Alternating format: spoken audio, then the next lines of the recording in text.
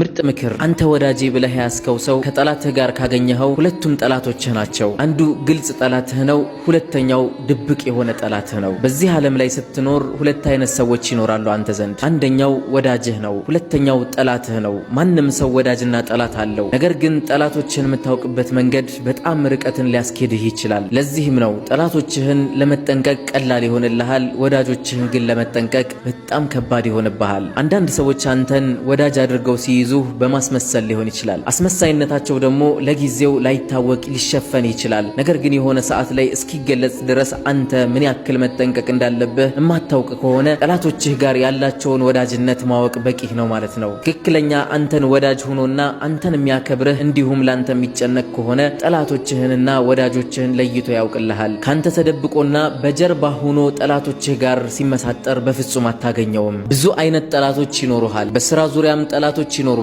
በህይወትህ ዙሪያም ጠላቶች ይኖሩብሃል። በቤተሰብም ዙሪያ ጠላቶች ይኖሩብሃል። ነገር ግን ከዚህ ሁሉ የከፋው ጠላትህ ያንተ ምቀኛ ወዳጅ መስሎ የሚጠላህ ሰው ነው። ይህን ሰው የምታውቀው ደግሞ አንተ ፊት ሲመጣ ወዳጅ መስሎ ይቀርብሃል። ነገር ግን ወደ ሌሎች ሲሄድ አንተን በመጥፎ ያነሳል፣ እንዲሁም አንተን በማናናቅ መንገድ ይስልሃል። እስካሁን ያልኩህ ጠላቶችህ በጣም ቀላል የሆኑ ጠላቶች ናቸው። ምክንያቱም የሆነ ሰዓት ላይ ባለመግባባት ትጣላላችሁ፣ በሆነ ሰዓት ደግሞ ጥሩ አስታራቂ አግኝታችሁ ትታረቃላችሁ። ነገር ግን ይህ ምቀኛ የሆነ ጠላትህ መቼም ቢሆን አንተ ጋር አይጣላም አንተ እስካልተጣላኸውና እስካራከው ድረስ። እንዲሁም ደግሞ አንተን ከመጉዳት ወደ ኋላ አይልም አንተ እስካልነቃህበትና እስካልተጠነቀቅከው ድረስ። በአንተ የማይቀናና አንተን ማጥቃት የማይፈልግ ሰው ግልጽ ነው ሁለ ነገሩ። ሁልጊዜ ተመሳሳይ የሆነ ፊትን ነው ሊያሳይህ የሚችለው። አንተ ጋም ሆነ ሌላ ሰው ጋር ተመሳሳይ የሆነ ባህሪ ይኖረዋል ይህ ሰው። እንደዚህ አይነት ሰዎች ጋር ደግሞ መወዳጀቱ የተሻለ ይሆናል። ነገር ግን ሁለት አይነት ፊትን የሚያሳዩ የሆኑ ሰዎች አሉ፣ እንደ መናፍቃን ማለት ነው። አንተ ጋር ሲመጡ በጣም ምርጥ ሰዎች መስለው ይታያሉ፣ ሌላ ሰው ጋር ሲሄዱ ደግሞ ስላንተ መጥፎ ነገር ያደርጋሉ።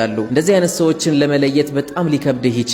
ነገር ግን አንተ ጠላቴ ናቸው ብለህ ያስካቸውና ጠላትህ መሆናቸውን እሱ ያወቃቸው ከሆኑና ከዛ በኋላ ስላንተ እነሱ ጋር እየሄደ የሚያወራ ከሆነ ይህ ሰው ድብቅ የሆነ ጠላትህ ስለሆነ በጣም በብዙ ልትጠነቀቀው የሚገባ ሰው ነው ማለት ነው። እንደዚህ አይነት ሰዎችን ደግሞ መክራቸውም ሊሰሙህ አይችሉም። ምክንያቱም ውስጣቸው ላይ ያለው ሒስድና ምቀኝነት ስለሆነ፣ ምቀኝነት ደግሞ በምንም ነገር ሊሽር አይችልም። ሰውየው ከዚህ በሽታ ለመውጣት ዝግጁ እስካልሆነ ድረስ ማንም ሰው ቢረባረብ ከዚህ በሽታቸው ሊያወጣቸው